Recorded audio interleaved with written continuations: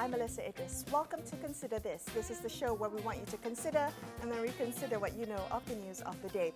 Today on the show, we will be highlighting two initiatives that seeks to equip voters with information ahead of the state elections, and also to highlight the importance of every ballot in the upcoming state polls. One of the initiatives is from Kini News Lab, which does investigative data journalism and interactive storytelling.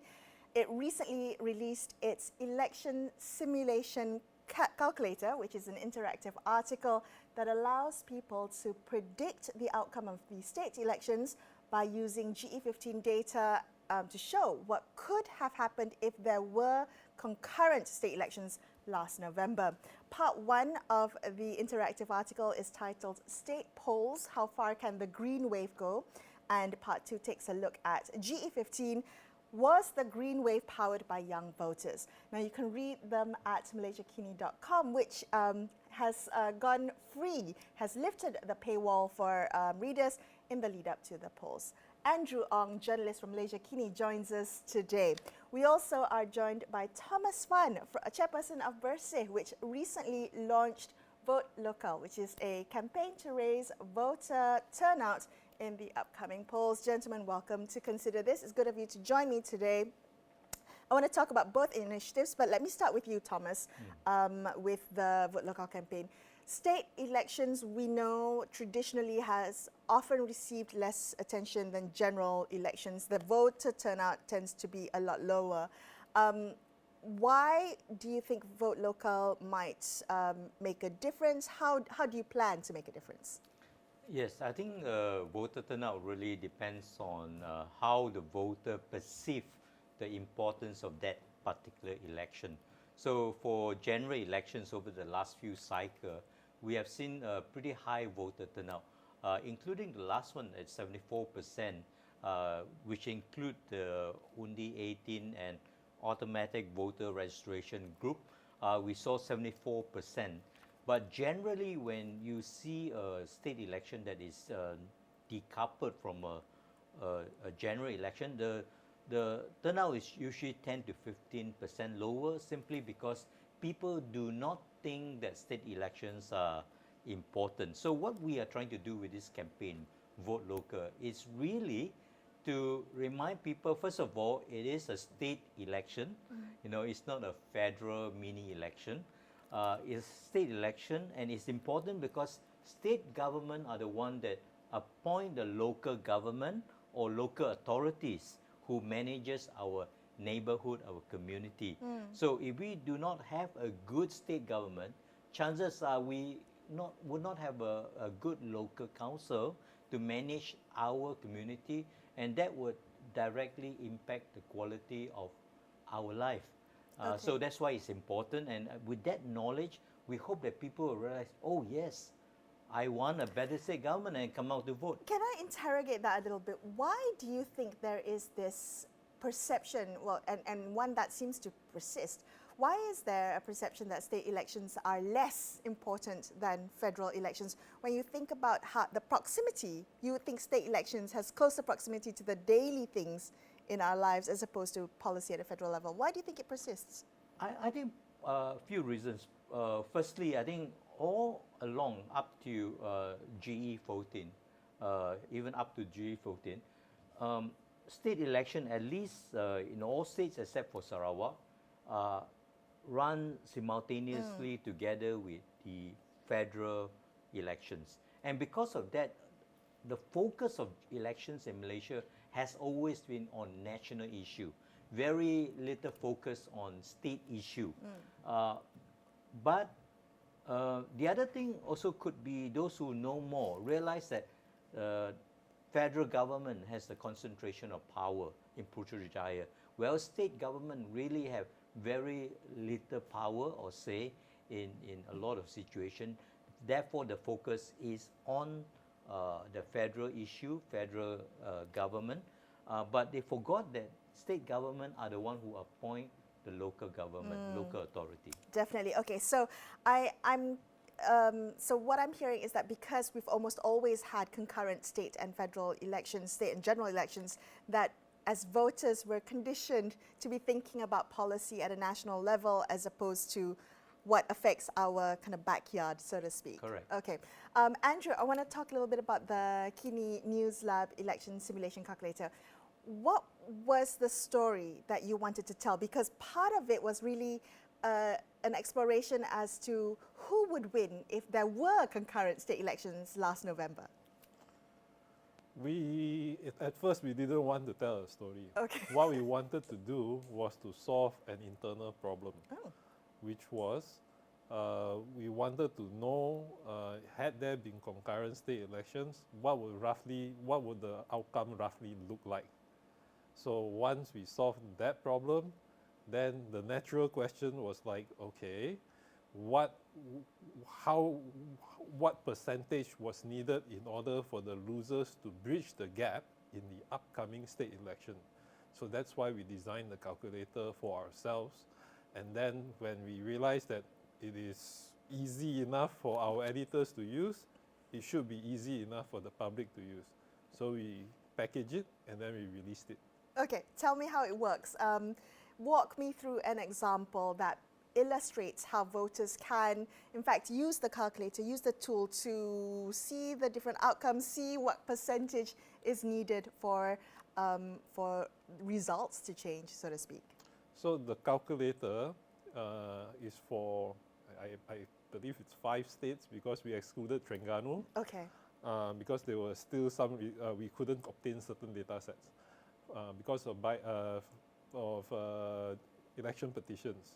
So for 5 states, we used GE15 data, and then there was, and we had a default turnout rate, and then our users can tweak the turnout rate as well as a swing. So in simple terms, turnout means how many of my supporters I can bring out to vote for me. Swing means how many of my rival supporters I can steal from to vote for me.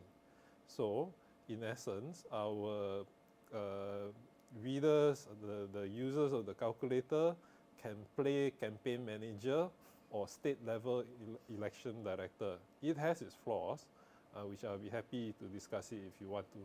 Oh, okay. What do you think are some of its flaws or things that people should be mindful of when playing campaign manager? So the number one flaw is that if we look at, the calculator looks at things at the state level. So I cannot expect voters in Batu Tiga, Shah Alam to behave the same way in Sungai Burong, Tanjung Karang. I'm not sure if I got that right, but it's approximately in that location. So the voter behavior, voter turnout, the swing level will be totally different. But the calculator can only look at things at the state level. Okay, we'll come into the findings that you found from what you wanted to explore as the green wave. Can I ask you about that? Whether the article tried to answer the question as to whether the green wave might gather momentum in the upcoming state elections. What did you find from crunching the GE15 data? In Penang, Negeri Sembilan, and Selangor, we noticed that the gap that Perikatan Nasional has to close in order to win is the narrowest in Selangor. It is the widest in Negeri Sembilan. Conversely, Kedah, Kelantan, Terengganu, the narrowest gap is in Kedah. So that explains why there's a flurry of activities over the past 8 months in Kedah. Yeah, I was wondering whether you felt vindicated because the election calculator seems to verify, the campaign trail seems to verify what the election calculator is predicting, that Kedah will be a very, very tight race, that Selangor might also be one to watch. One thing that really motivated me to do the calculator was there were claims by some politicians that the whatever wave is going to flood Negeri Sembilan and Selangor. But our calculator clearly shows that it's going to be very hard. It's not impossible, but you're going to have to conjure a lot of magic and put in a lot of effort in order to make it happen. It's based on GE15 data, but we can't use the same assumptions that we went in to GE15 going into the state elections. Allegiances have changed, preferences have changed. Is that the vote transferability that you were talking about, where you play with that slider as to how many people will swing over to their rivals? How do we think about that? Is that just a consideration that a campaign manager might want to make in terms of who's going to vote for whom now? GE15 data might not be the best indicator?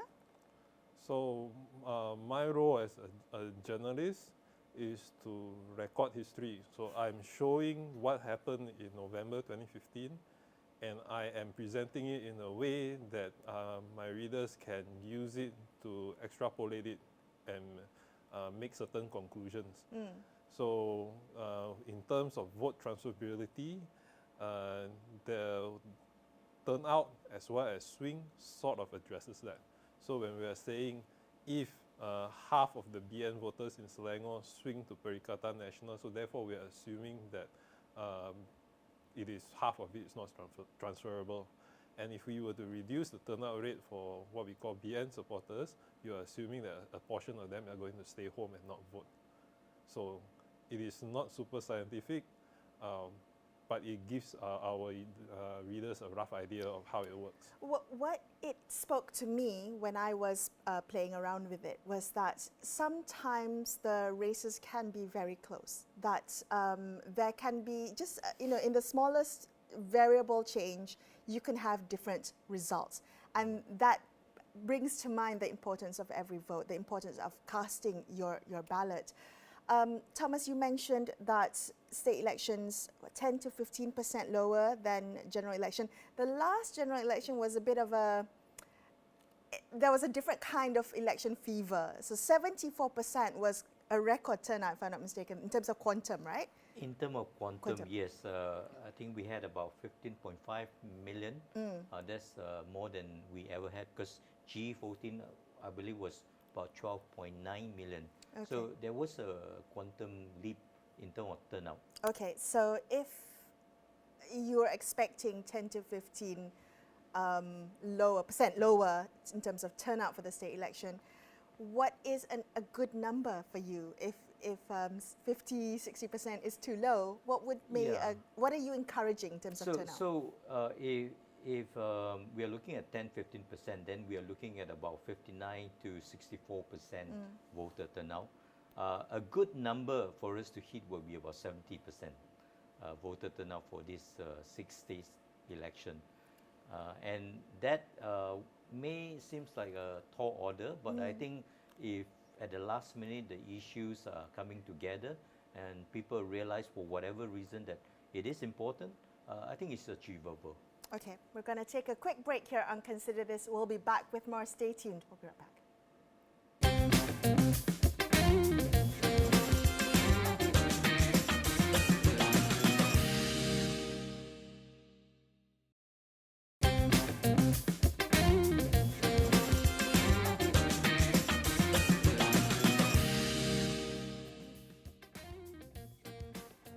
Hi, welcome back to Consider This. I'm Melisa Idris. I'm chatting today to Thomas Fann from Bersih about their recently launched Vote Local campaign, which is aiming to raise voter turnout in the upcoming state elections. I've also got Andrew Ong, journalist from MalaysiaKini, talking to us about Kini News Lab's election simulation calculator, which allows people to predict the different outcomes based on voter turnout and vote swings. So let's talk a little bit about why it is that you think there might be lower turnout and why you want to combat the lower turnout, Thomas. I was thinking a lot about why, what would cause people to not want to come out and vote over the weekend of the state elections. Given the high population mobility that we see in some of the states, do you think that there are a lot of voters from out of town that might not make the trip back, particularly in states like Kelantan and Terengganu, Kedah in particular? I'm thinking in high urban areas, it's a lot more accessible. Selangor, Penang, Negeri Sembilan may be easier for, to cast your ballot.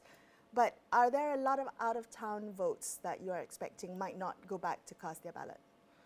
Yeah, I think when voters don't think that it is as important, they won't take the extra effort to travel back to their hometown. And I don't have the data on how many people are living out of state, but I think it will be safe to say that at least 10 to 15% of these people are living out of state for all states. And if they don't make the extra effort to come back and vote, then that's why we have a lower voter turnout that we see when there is a decoupling between federal and state elections. Do you think voters should vote where they live? This is a debate, but I am actually, I believe that voters should have the right to choose where they live currently or where they are coming from their hometown. And I understand both sides, the argument, but I am more inclined to say that, people move to a different state to work or to study, and these are very transient, temporary arrangement. But their long-term interests are really back in their kawasan, their hometown, and they want to see development, they want to see good representation. Therefore, they are more inclined to want to retain the old address and travel back to vote because that's their long-term interest. Okay. What both of you all just raised is a weakness in the first past the post system, but that's a different topic. That is a whole other show. Yeah, that's correct. Andrew, that is a whole other show. Yeah. You mentioned decoupling the state elections from federal elections. Should it be decoupled, or should we push for federal and state to be held simultaneously? Again, there's argument on both Yeah. sides. How do we think this through? When you have simultaneous elections, I think first of all, for the election commission, it saves a lot of work and a lot of costs. When you have a decoupling, it means really a doubling of the costs when it comes to running election. I think the last election, federal election, cost something like 1.1 or 1.2 billion ringgit. But you run a state election is average around 100 million per state. Smaller state will be less. Bigger states will be 100, 120 million. So it's the extra cost part, but you can put a price on democracy. But I think really the other thing when it comes to election is convenience for voter. I think that is more important to me, that we should not inconvenience voter in terms of the accessibility to cast a vote as well as availability to cast a vote. So by decoupling, I think it does inconvenience voter, plus all the build up to the election, the politicking, I think it's really quite exhausting on people. Which plays a role in voter apathy. Yeah. Andrew's shaking his head. Andrew, you don't agree? What do you think? Look, if you stay in London, you have to vote for local, mayoral, and parliament. In Australia, there's different states hold elections in different times, and that's not a problem. So you're saying that this is just the duty of a citizen to cast their vote, regardless of how many times an election is held? Exactly. Okay. You can't put a price on democracy. Well, then let's talk about making it as convenient as possible to exercise democracy. That seems to me the role of the Election Commission, but I don't know whether Bersih has taken over, MalaysiaKini has taken over a lot of the voter education role from the Election Commission. What can be done to convenience voters at this point in time? We're about a week away or so from polling day. Is there a way to make it more convenient for voters, make it more to impress to them the power of the ballot? Right now, there's nothing I believe can be done to make it more convenient. other than to inform people that it is important so that they will be self-motivated enough to travel or to take the extra effort to come and vote. But certainly looking at the future elections, the Election Commission has a duty and also the ability to enable out-of-state voters to vote remotely without traveling.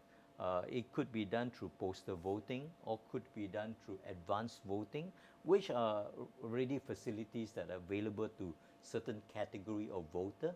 But another category that we want to address is out-of-region voters.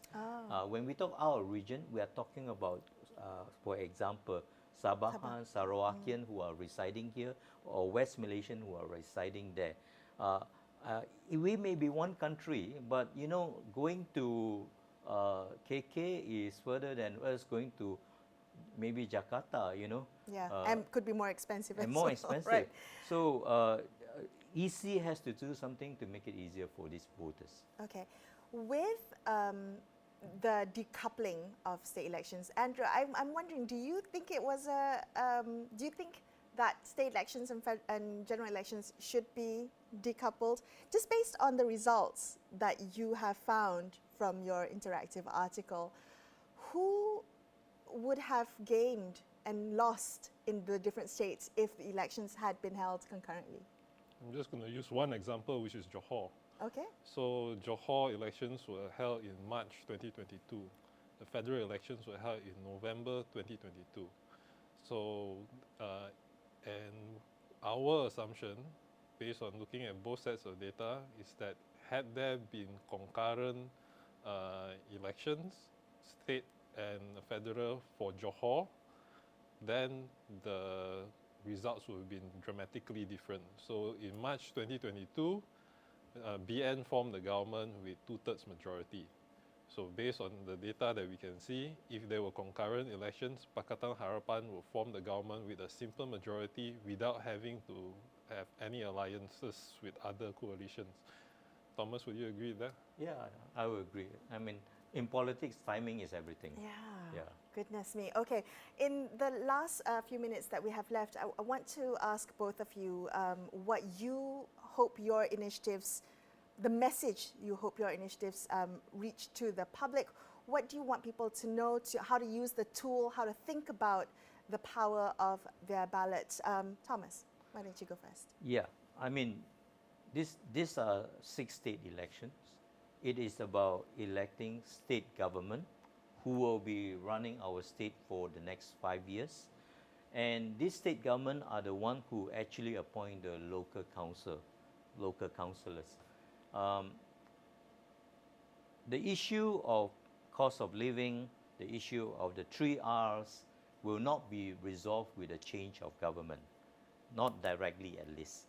So, but what would directly impact our quality of life is the quality of the state government. Sorry, I have to ask you, so many people have said this is a referendum on the unity government, a referendum on the Prime Minister.